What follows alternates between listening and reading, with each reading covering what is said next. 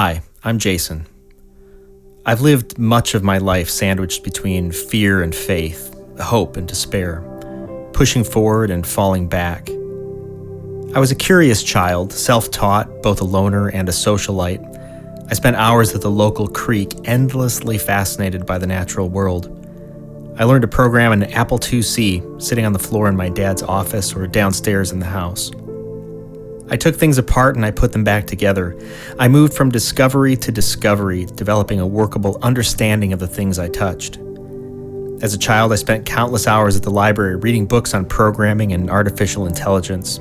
I explored the early days of what would become the internet before the days of AOL. Purely for my own joy, I wrote a paper called Knowledge-Based Matrices when I was in 6th grade. I explored the links between words, their meanings, and how computers could store and understand the interrelationships. I wrote a software system on the Apple IIgs that would parse sentences into nouns, verbs, and adjectives.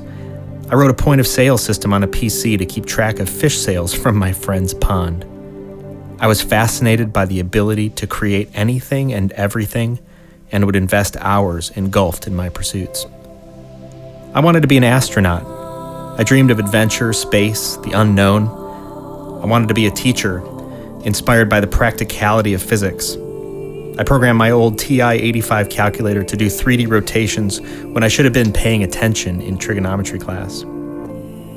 I didn't want to read books for English class, and after taking tests, my teacher would remind me that the movies and the books they're based on don't have the same plot lines. But I spent hours on the stage, performing in musicals and plays, even traveled with an a cappella group.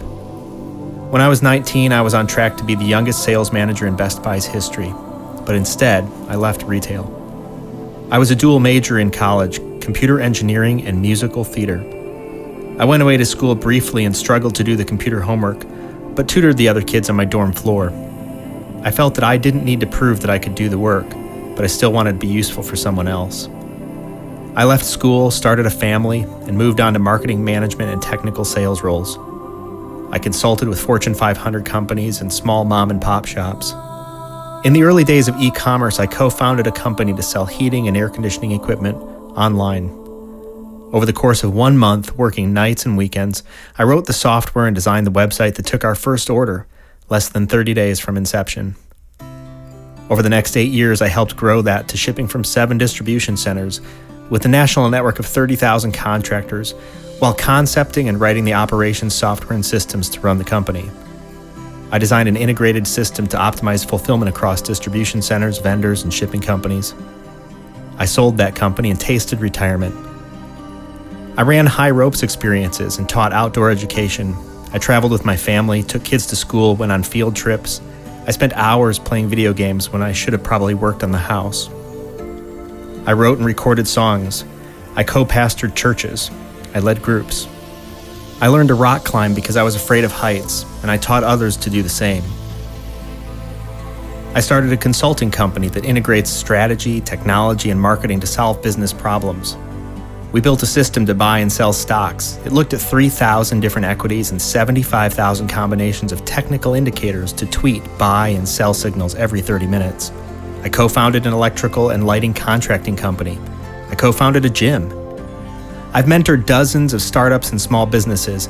I've listened to hundreds of startup pitches. I've coached individuals and companies. I helped turn around a company that had been stuck for nearly 30 years. I have a client who loosely credits me with his first child. I've acted as a psychologist, marketer, confidant, programmer, CEO, coach, cheerleader. I've walked into the embattled waters of family-owned companies in pursuit of growth. I keynoted speeches for business groups, government agencies, and the Better Business Bureau. I've been honored with awards.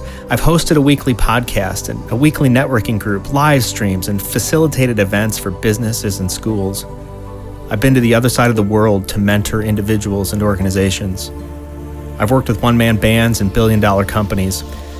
I've consulted with hundreds of companies in different circumstances, and I've used whatever knowledge and connections I could to make a meaningful impact for them.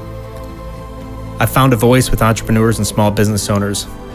I've seen business success, I've experienced joy and satisfaction, and I've experienced deep, painful failure. I've hired, fired, and lost friends.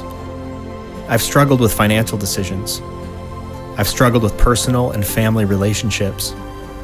I've owned and felt the weight of responsibilities that were never mine.